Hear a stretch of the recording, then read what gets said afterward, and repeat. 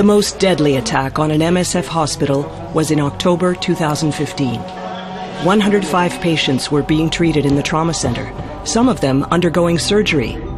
The U.S. gunship fired for about an hour, killing 42 people, including 24 patients, 14 hospital staff, and 4 caretakers. We were offering high-level trauma care to the whole civilian population in northeastern Afghanistan. It was offering care to more than 1 million people. Everybody knew our address. 8 months after the attack, the U.S. Department of Defense announced the conclusions of its own self-investigation. The investigation determined that all members of both the ground force and the AC-130 aircrew were unaware that the aircraft was firing on a medical facility throughout the engagement. The investigation ultimately concluded that this tragic incident was caused by a combination of human errors compounded by process and equipment failures.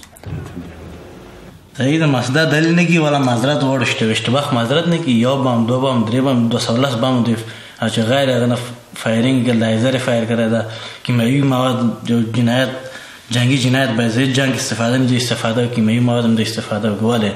We provided the GPS coordinates repeatedly to civilian and military leadership, both in Washington and Kabul.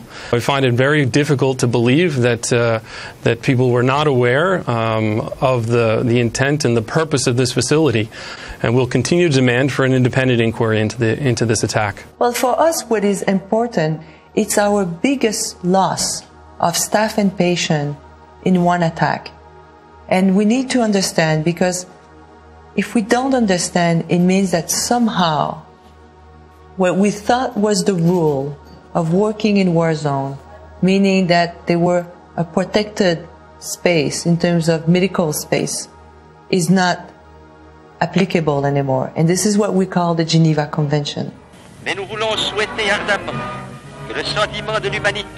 In 1949, the Geneva Conventions established the rules of international and armed conflict.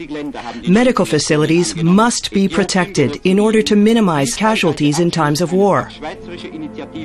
59 countries signed the declaration.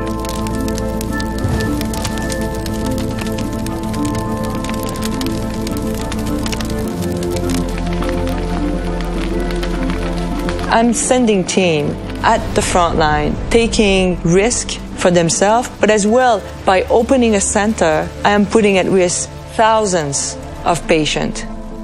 And I don't want our hospital to become bait for patients. So how are we going to deal with that? Yes, Nida. Are you ready? Yes, we are going out. We will be the first car. Over. Today, we really see a situation where there is no accountability for these attacks on healthcare.